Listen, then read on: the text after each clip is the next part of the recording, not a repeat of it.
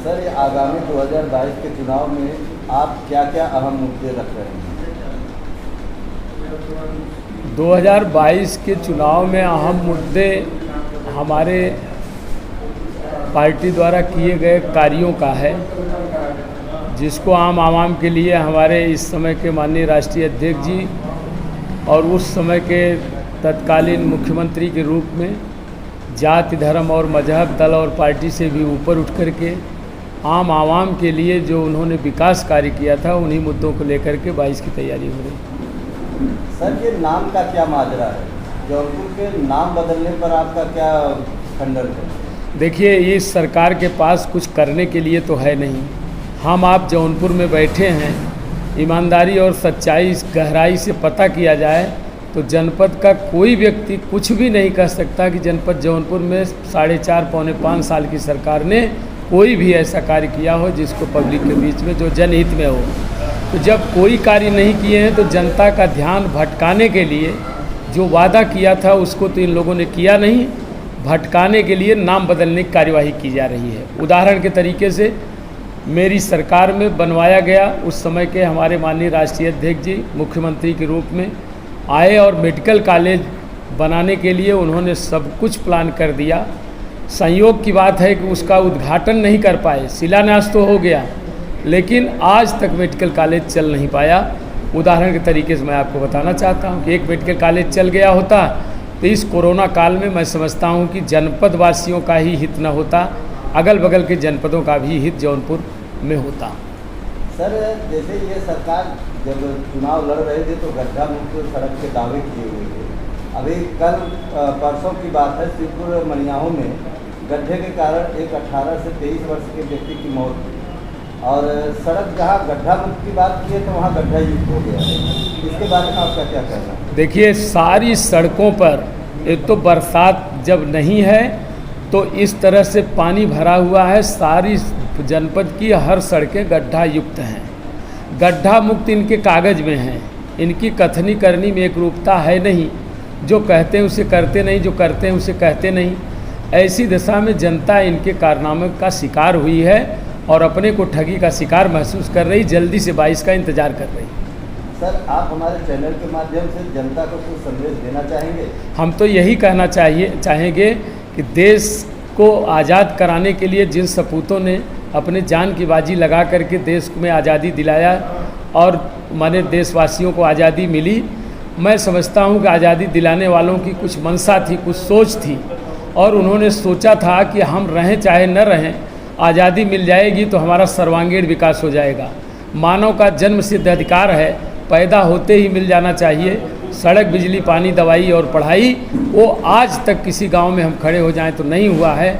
और मैं यही कहना चाहूँगा, उनकी आत्मा को शांति नहीं मिली है और हमारे दल पार्टी का हमारे माननीय राष्ट्रीय अध्यक्ष जी, उन्होंने जब चुनाव में जाने का काम किया है, अपना घोषणा पत्र जारी किया है और सत्ता मिलते उन्होंने अधिकारियों को बुला के ये कह दिया है कि मैंने जनता से जो वादा किया है उसे पूरा करना है।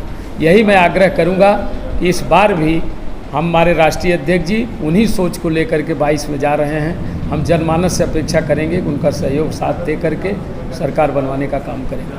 सर, जैसे इस समय यूपी की गवर्नमेंट मुख्यमंत्री माननीय योगी आदित्यनाथ जी ने ये दावा किया है कि दलितों को हमने बहुत कुछ सरकारी योजनाओं का लाभ दिया है। जैसे कोरोना काल में हमने फ्री में अनाज दिया और उज्ज्वला योजना के तहत गैस कनेक्शन कराया। तमाम वादे, तमाम चीज़ें वो बता रहे हैं कि हम अपनी गिनतियों को गिना रहे हैं। आप इनके कार्यों के बारे में कुछ कहना चाहेंगे? देखिए, मैं ये कहना चाहूँगा कि वो उसी तरह से 2 किलो अनाज और 5 किलो अनाज दिए हैं कि अनाज का दाम 95 रुपया और झोले का दाम 200 रुपया और जिस पर वो फ़ोटो लगा करके वो फ़ोटो पहुंचाने का काम किए हैं। आप बताइए, एक तरफ तो अनाज दिया जा रहा है और एक तरफ डाई, यूरिया और इनकी बोरी में से 5 किलो गायब हो गया। 5 किलो आम आवाम से वसूल करके और इस तरह से गरीबों के नाम पर उस झोले को छपवा करके अगर दिया जा रहा है तो उसको हम क्या कहेंगे कि किसको ये दिया जा रहा है, किसको नहीं दिया जा रहा है। दूसरी बात है कि 300 की गैस, 400 की गैस आज 1000 में है और मैं समझता हूं कि सबके घरों में वो सिलेंडर पड़ा हुआ है, किसी को गैस से कोई लाभ नहीं मिल पा रहा है। जनता ने अपने मन में क्या विचार बना लिया है सर आप? जनता एक तरफ से मन बनाई है, जिसका जीता जागता उदाहरण पंचायत चुनाव था। पंचायत चुनाव में इनका सुपड़ा साफ हो गया, लेकिन अधिकारियों के माध्यम से जहां इनको काम करना था, अध्यक्षी का, चाहे वो क्षेत्र पंचायत का हो चाहे जिला पंचायत का हो, उसमें इन्होंने कारनामा करने का काम किया है। लेकिन जनमानस के बीच में जनता को जो फैसला सुनाना था, उसी तरह जनता इंतजार कर रही 22 आ जाए और जल्दी से इनको हटा दें।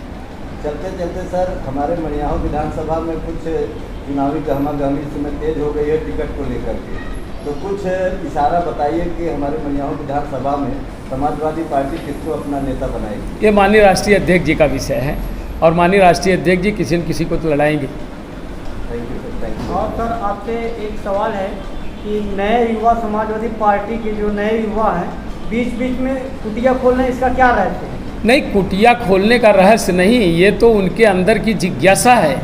जब इस लॉकडाउन में जनमानस के लोगों के बीच से बच्चों को लावारिस छोड़ दिया गया, जो सरकार की जिम्मेदारी थी कि इनकी शिक्षा कैसे होगी, कैसे पठन पाठन का कार्य होगा, उसमें ये हमारा नौजवान लोगों को कम से कम शिक्षित करने का काम कर रहा है। प्रशासन किस तरीके से कार्य कर रहा है सर? प्रशासन जो शासन का निर्देश है वही काम कर रहा है। शासन अगर उनको कह रहा है ये काम करो तो वही कर रहे हैं, बाकी कोई मतलब नहीं।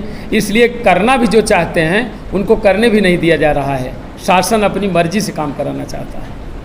आखिरी अपने वोटरों को क्या कहना चाहते हैं सर? हम अपने वोटरों से कहना चाहते हैं, हमारे वोटर इंतज़ार 22 का कर रहे हैं। और इतना ही नहीं, बल्कि वोटरों के साथ ही साथ जो हमारे साथ नहीं थे, हमारे माननीय राष्ट्रीय अध्यक्ष जी ने जैसे जाति धर्म और मजहब दल और पार्टी से ऊपर उठ करके जनता के लिए काम किया था। 108 उन्होंने चलाया तो आम जनमानस के लिए चलाया, 102 चलाया तो जनमानस के लिए चलाया, कन्या विद्याधन दिया तो सबको दिया, लैपटॉप दिया तो सबको दिया।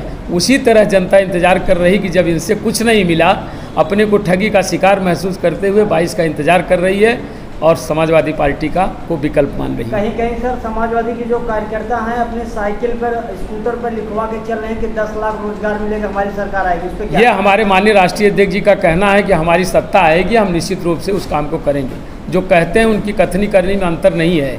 हम नहीं कहते, विरोधी कहते हैं। समाजवादी पार्टी के संरक्षक और राष्ट्रीय अध्यक्ष जो कहते हैं उसे करके दिखाने का काम करते हैं।